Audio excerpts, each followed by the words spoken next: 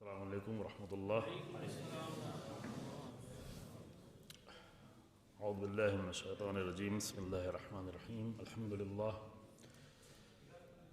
الحمد للہ رب العالمین، والصلاة والسلام علی سید الانبیاء والمرسلین، خاتم النبیین ابو القاسم محمد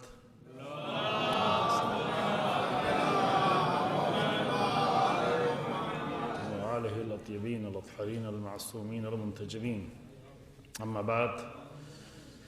فقد قال اللہ تبارک و تعالی فی کتابہ الکریم، بسم اللہ الرحمن الرحیم،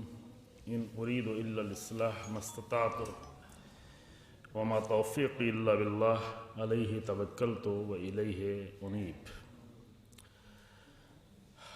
برادران، ہمارے بزرگان یہاں تشریف فرما ہیں تو اس بات کی گنجائش نہیں ہے، ضرورت نہیں تھی کہ میں گفتگو کرتا، لیکن بہرحال بزرگوں کا حکم تھا، اس لیے چند مطلب آپ کی خدمت میں بہت مختصر وقت پیش کرنا ہے، ہر وقت پہ جلسہ تمام ہو۔ سورہ ہود کی یہ 88 نمبر کی آیہ کریمہ کا آخری حصہ ہے۔ آیت بڑی ہے، اس لیے میں نے صرف آخری حصہ جو ہمارے موضوع کا تھا وہی پیش کیا، بلکہ ایک آیت نہیں، دو آیتوں میں یہ مطلب بیان ہوا ہے۔ حضرت شعیب کی زبانی یہ بات کہی جا رہی ہے، شعیب نبی کی زبانی کی ان ارید الا الاصلاح، میں اصلاح کے سوا اور کچھ چاہتا ہی نہیں۔ اس پہ توجہ فرمائیں گے آپ لوگ، میں جلدی سے اپنی باتیں کہہ لوں۔ یعنی فقط یہ ایک شعیب نبی کی بات نہیں ہے، اگر کسی ایک نبی کی بات ہوتی ہے تو وہ ہر نبی کی بات ہے۔ اگر کسی ایک اللہ کے خاص بندے کی بات ہوتی ہے تو تمام اولیاء الہی کی وہ بات ہے۔ تو ہر ولی اور ہر نبی اور ہر اللہ کے خاص بندے کا کی ایک ہی لاجک ہے، ایک ہی منطق ہے، ایک ہی ان کی زندگی کا قانون ہے، ایک ہی ان کا ہم و غم ہے کہ ان ارید الا الاصلاح ما استطعت، کہ جتنا بھی ممکن ہو سکے، جتنی بھی استطاعت ہو۔ یہ نہیں کہ کبھی کبھی مجلس پڑھنے کو کسی نے بلا لیا تو وہاں اصلاح کی بات کر لیں گے، کبھی دعوت ہو گئی، کبھی کہیں موقع مل گیا تو وہاں اصلاح کی بات کریں گے، بلکہ نبی کی زبان یہ کہتی ہے کہ ما استطعت، جتنا بھی استطاعت ہو، جتنا بھی ممکن ہو، میں اصلاح کے سوا اور کچھ چاہتا ہی نہیں، اصلاح کے سوا میرا اور کوئی ارادہ ہی نہیں ہے۔ اور یہ کام جو ہے میں تنہا نہیں کر سکتا، ایک نبی یہ کہہ رہا ہے کہ میرے بس کا یہ کام نہیں ہے، وما توفیقی الا باللہ، اصلاح کا عمل بھی اللہ کے توفیق کے بغیر ممکن نہیں ہے۔ وہ لوگ جو اصلاح کی باتیں کر سکتے ہیں یا جنہوں نے اپنی زندگی کا ہم و غم اصلاح بنایا ہوا ہے، تو حتماً پروردگار کی طرف سے توفیق نصیب ہے، تبھی یہ کام ہو سکتا ہے، کیونکہ نبی نے فوراً کہا وما توفیق الا باللہ، اس عمل میں میری توفیق فقط اللہ کی طرف سے ہے، اس کے سوا اور بھی کوئی راستہ نہیں ہے۔ علیہ توکلت والیہ انیب، اللہ کی طرف سے جب توفیق ملی ہے تو پھر ہم اسی پر بھروسہ کرتے ہیں اور اسی کی طرف ہماری بازگشت ہے، یعنی پھر ہمیں کسی بات کی پرواہ نہیں کرنی ہے کہ کس کو اچھا لگے گا، کس کو برا لگے گا، کون خوش ہوگا، کون ناخوش ہوگا۔ جب ہمیں پلٹنا ہے پروردگار کی طرف، اور انیب جو ہے وہ بلند درجے کا پلٹنا ہے، چونکہ قرآن میں 3 لفظیں استعمال ہوئی، توبہ اور اوبہ اور نوبہ، اور سب کے معنی ہے پلٹنے کے، لیکن نوبہ یہ سب سے زیادہ بلند درجے کا پلٹنا ہے۔ توبہ کے معنی بھی پلٹنا ہے، اوبہ کے معنی پلٹنا ہے، اواب جو استعمال ہوا ہے، اور منیب یا یہاں پہ جو کلمہ استعمال ہوا ہے انیب، اس کے معنی بھی پلٹنا ہے، لیکن پلٹنے میں بھی درجات ہیں۔ اواب اور منیب کے مرحلے جو ہے انبیاء کے لیے ذکر ہوئے ہیں، اور توبہ تو عام انسانوں کے لیے بھی ذکر ہوا ہے۔ تو جب انسان اپنے پروردگار کی طرف پلٹنے کے لیے تیار ہے اور اللہ ہی پر بھروسہ کرتا ہے اور اسی سے توفیق چاہتا ہے، تو پھر اسے کوئی پرواہ نہیں ہے کہ اس عمل میں ہمیں کسی بھی طرح کی مشکل پیش آئے، اس کے لیے کوئی پریشانی کی بات نہیں ہے۔ لہذا میں عزیزو، یہ آیت بہت ہی قیمتی ہے، شاید کبھی اس پر گفتگو کرنے کی توفیق ہوئی بھی ہے، ابھی ہمیں آیت پر زیادہ گفتگو نہیں کرنی ہے، فقط ایک جملہ کہہ کر ایک دو مناسبت سے میں چند جملے کہنا چاہتا ہوں، اور وہ یہ ہے کہ اصلاح جو ہے یہ لفظ آشنا لفظ ہے آپ لوگوں کا، اصلاح کے معنی ہوتا ہے کہ کسی بھی طرح کی خرابی پیدا ہو جائے تو اسے بہتر کرنا۔ اصلاح کے مقابل میں جو لفظ ہے وہ ہے افساد، یعنی خرابی پھیلانا، فساد پھیلانا۔ فساد اردو میں کسی اور جگہ کے لیے استعمال ہوتا ہے، رائٹس کے لیے استعمال ہوتا ہے، یعنی کسی طرح کی خرابی۔ ایک ہوتا ہے انسان خود خراب ہو، ایک ہوتا ہے جو خرابیوں کو پھیلائے۔ ایک انسان فاسد ہوتا ہے اور ایک انسان مفسد ہوتا ہے۔ وہ انسان جو مفسد ہوتا ہے اس کے لیے لفظ استعمال ہوگا، یہ افساد کرتا ہے، یہ فساد پھیلا رہا ہے۔ تو فساد پھیلانے والوں کے مقابل میں وہ لوگ ہوتے ہیں جو ان خرابیوں کو ختم کر رہے ہوتے ہیں، ان خرابیوں کو مٹا رہے ہوتے ہیں، ان خرابیوں کی جگہ اصلاح کر رہے ہوتے ہیں، ہر طرح کی خرابی۔ اب یہ انسان اپنے معاشروں میں دیکھ سکتا ہے کہ کہاں کہاں کتنی بڑی خرابی ہو سکتی ہے۔ جس قدر خرابیاں ہوتی ہیں اسی قدر اصلاح کی ضرورت بڑھتی چلی جاتی ہے، جس قدر شدید۔ اگر امام حسین علیہ السلام یہ دیکھ رہے ہیں کہ اس وقت خرابی اتنی زیادہ بڑھ گئی ہے کہ اس وقت کی اصلاح اپنے پورے گھرانے کے خون کے ذریعے سے کی جائے، تو یہ کہتے ہوئے نکل پڑے کہ ہم جو ہے اصلاح کے لیے نکلے ہیں، چاہے اس کے لیے پورے بھرے گھر کی قربانی دینا پڑے۔ یہ وصیت لکھتے ہوئے آپ چلے گئے کہ ہم جو ہے اصلاح کے ارادے سے نکلے۔ یہی قرآن ہی کے کلمہ ہے جو امام حسین علیہ السلام نے اپنی زبان میں ادا کیا ہوا ہے۔ تو یہ اصل مسئلہ یہ ہے جو اصلی نقطہ قرآن کا، جب اس لہجے میں قرآن گفتگو کر رہا ہے کہ ان اريد الا الاصلاح، میں اصلاح کے سوا اور کچھ چاہتا نہیں، یعنی نبوت کا ایک ہی مقصد ہے، وہ ہے خرابیوں کو اچھائی میں تبدیل کرنا۔ اس کے لیے جو بھی کریں، پیغام لائیں، کتابیں لائیں، حدیثیں بیان کریں، آیتیں آئیں، کوشش کریں، تبلیغ کریں، جو کچھ بھی کریں، لیکن سب کا ایک آخری مقصد یہ ہوگا کہ اس کے ذریعے سے خرابیاں دور ہو رہی ہوں۔ وہ خرابی اعتقادی ہو، وہ خرابی سماجی ہو، وہ خرابی فکری ہو جو ہمارے معاشروں میں ہے۔ اور یہ بات جو ہے فقط نبی کی بات نہیں ہے، فقط وارثان انبیاء کی بات نہیں ہے، یہ بات تو قرآن تمام مومنین کے لیے، تمام انسانوں کے لیے پیش کر رہا ہے۔ یہ تمام انسانوں کی ذمہ داریاں ہوا کرتی ہیں کہ جس حد تک اس کا دائرہ کار ہے وہاں تک وہ خرابیوں کو بہتر میں تبدیل کرنے کی کوشش کرے، اور صرف کبھی کبھی کی کوشش نہیں بلکہ اس کا ہم و غم ہی یہی ہو۔ اس آیت سے یہ استفادہ ہوتا ہے، یہ نہیں کہ کبھی کبھی انسان جو ہے، کبھی کبھی ایسا بھی ہوتا ہے کہ مجمع جو ہے اصلاحی ہے تو اصلاحی مجلس پڑھ کے آدمی چلا جائے، مجمع دوسرا ہو تو دوسری مجلس پڑھ کے چلا جائے، یہ نہیں بات ہوئی۔ یعنی اس کا ہم غم ہی صرف یہی ہے، یہ لہجہ قرآن کا یہ ہے عزیزو۔ تو یہاں پر ہمیں گفتگو نہیں کرنی ہے، بس صرف چند مناسبتوں کے حوالے سے میں اشارہ کرنا چاہتا ہوں کہ مجھے کچھ اور بھی موضوع دیا ہوا ہے، اس کا اشارہ بھی لازم ہے کہ جناب زہرا سلام اللہ علیہ نے اللہم صلی اپنے دور کے ایک بہت بڑے فساد کو اصلاح میں تبدیل کرنے کے لیے عظیم قیام کیا۔ یوں تو جناب زہرا اپنی پوری زندگی، چاہے بچوں کے ساتھ ہیں، چاہے گھر میں ہیں،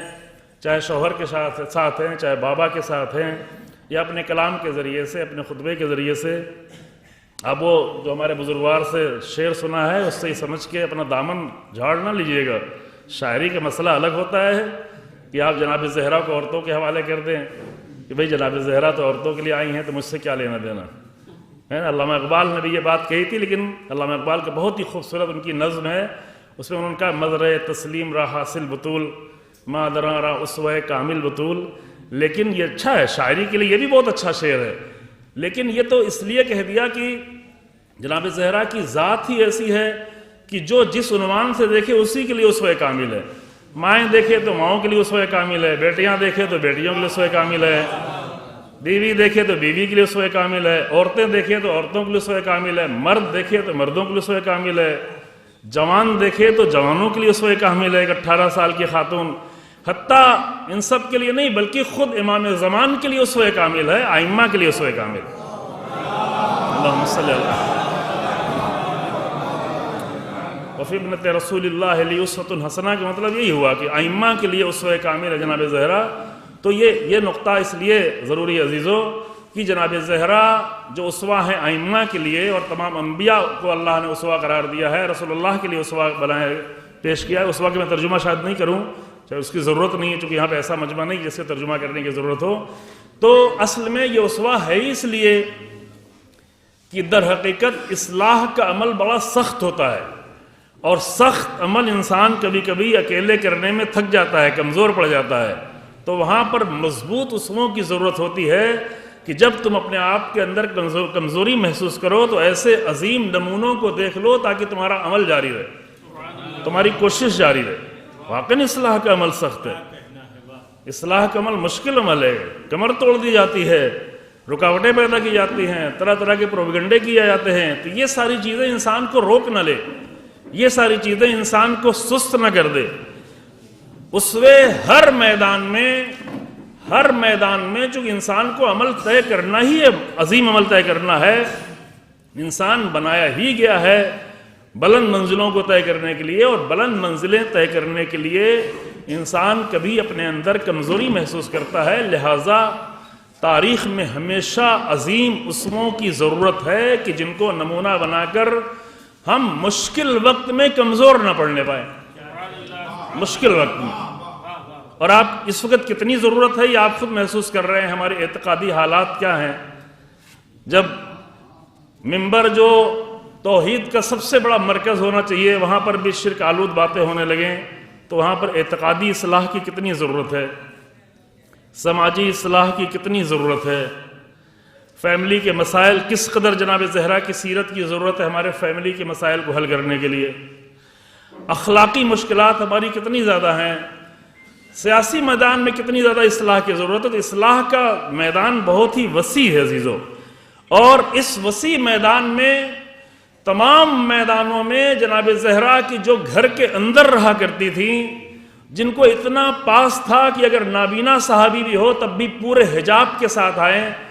کیونکہ ایک باحیا خاتون کی غیرت یہ گوارا نہیں کرتی ہے کہ ٹھیک ہے وہ نابینا ہے لیکن میں بغیر حجاب کے سامنے کیسے آؤں. جو خاتون اس قدر گھر کے اندر اور حجاب کے اندر رہا کرتی تھی، لیکن وہی خاتون اصلاح کے ایسے امور انجام دے کر چلی گئی ہیں کہ قیامت تک ان سے اصلاح کا درس لیا جاتا رہے تو کم نہیں پڑے گا. پچھلے ہفتے ایک جملہ میں نے اپنے کسی بزرگ کا یہاں پہ کہا تھا الہ آباد میں کہ جناب زہرا کا گھر تو بہت خالی تھا، جناب زہرا کا گھر سامان زندگی سے بہت خالی تھا لیکن طرز زندگی سے بھرا ہوا تھا. اور وہ طرز زندگی کیا ہے؟ وہ طرز زندگی یہ ہے کہ ہم ایک نبی کی زبان سے اگر سیکھیں تو جب ہم اپنے گھر کی حد تک، اپنے دوستوں کی حد تک، اپنی فیملی کی حد تک، اپنے محلے کی حد تک، اور کسی کو اللہ نے توفیق دی ہے تو پورے شہر کی حد تک، دوسرے شہروں کی حد تک، اگر وہ یہ اپنا ہم و غم بنا لے کہ جو جناب شعیب نے بنایا ہوا ہے، جو ہر نبی کا ہم و غم ہے کہ ان ارید الا الاصلاح، تو یہاں پر جناب زہرا سلام اللہ علیہا ایک عظیم نمونہ ہے اصلاح کا. کہ جب عظیم اصلاح کے لیے تاریخ کی عظیم اصلاح کے لیے فرزند زہرا جب اپنے بھرے گھر کو لے کے نکلتے ہیں تو وہاں بھی یہی فرماتے ہوئے نظر آتے ہیں کہ حجور طابت و طہرت، وہ آغوش، وہ پاک و پاکیزہ آغوش جس میں میں پلا ہوں، وہ اس بات کی اجازت نہیں دیتی کہ باطل کے سامنے سر جھکایا جائے. اور یہ خود ایک بہت بڑی اصلاح، یہ سماجی اور سیاسی بڑی اصلاح کی ضرورت ہے کہ جہاں ہر سر جھکا جا رہا ہے، ہر سر خم ہوا جا رہا ہے، خوف زدہ ہیں، ڈرے ہوئے ہیں، عوام ڈری ہوئی ہے، خواص ڈرے ہوئے ہیں. اصلاح فقط یہی نہیں ہے کہ بے نمازی کو نمازی بنا دیا جائے، اصلاح فقط یہی نہیں ہے کہ کسی کی زبان خراب ہے تو اس کی زبان صحیح کر دی جائے. یہ تو انڈیویجول اصلاح ہے، لیکن اگر پوری امت جو ہے ایک بڑے فساد کا شکار ہو جائے، اور فساد یہ ہو کہ وہ بزدل ہو جائے، وہ خوفزدہ ہو جائے، اس کے ارادے کمزور ہو جائیں، وہ ڈرپوک اور بزدل امت بن جائے، تو وہاں پر ایک بڑی اصلاح کی ضرورت ہوتی ہے جہاں چند لوگ قدم اٹھاتے ہیں لیکن قیامت تک لوگوں کے دلوں میں جرات پیدا کر کے چلے جاتے ہیں. اور اس کے نمونے بھی، تاریخ کے نمونے بھی عظیم موجود ہیں اور ہمارے زمانے کے نمونے موجود ہیں. اس کا ایک عظیم نمونہ خود جناب زہرا سلام اللہ علیہ کی ذات ہے. جب کوئی اتنی بڑی خرابی کا تصور اگر بیان کریں گے بھی دیر لگ جائے گی، لیکن آپ سب کو احساس ہے کہ جہاں پورا نظام حکومت ہی تبدیل ہو رہا تھا، جہاں الہی نظام تبدیل ہوتے ہوئے کسی اور طرف جا رہا تھا، وہاں پر جب سب خاموش بیٹھے تھے، جب مرد خاموش بیٹھے تھے، جب مدینہ خاموش بیٹھا تھا، تو اتنے بڑے فساد کو اصلاح کے لیے، اتنے بڑے فساد کی اصلاح کے لیے کون اٹھا؟ ایک بی بی اٹھی۔ اگر لوگوں کے دل میں یہ گمان ہے کہ بی بی اپنی حکومت کے لیے اٹھی تھی یا فتق کے لیے اٹھی تھی، تو حکومت کے لیے ضرور اٹھی تھی، لیکن اپنی یا اپنے شوہر کی حکومت کے لیے نہیں، بلکہ اللہ کے نظام کے لیے۔ اور یہ سب سے بڑی اصلاح ہے، اور یہ عمل کوئی انجام دے کر اگر گزر جائے تو یہ عظیم اصلاح ہے کہ جہاں پر صرف فرد کی اصلاح نہیں ہو رہی ہو، مسجد کے ایک مصلی سے چند لوگوں کی اصلاح نہیں ہو رہی ہو، ایک محلے کے چند لوگوں کی اصلاح نہیں ہو رہی ہو، بلکہ حکومتی لیول پر اتنی بڑی اصلاح ہو جائے کہ وہ بہت بڑی بڑی اصلاحات کا باعث بن جائے۔ سمجھ رہے ہیں؟ اور اللہ نے جو توفیق دی، اسی سیرت کو نظر میں رکھتے ہوئے ہمارے بہت ہی عظیم علماء گزرے ہیں، بہت ہی عظیم مراجع گزرے ہیں، بہت زیادہ انہوں نے بنیادیں مضبوط کی ہیں، لیکن ایک ایسا مرد مجاہد بھی آیا کہ جس نے صرف مسجد میں اصلاح کرنا کافی نہیں سمجھا،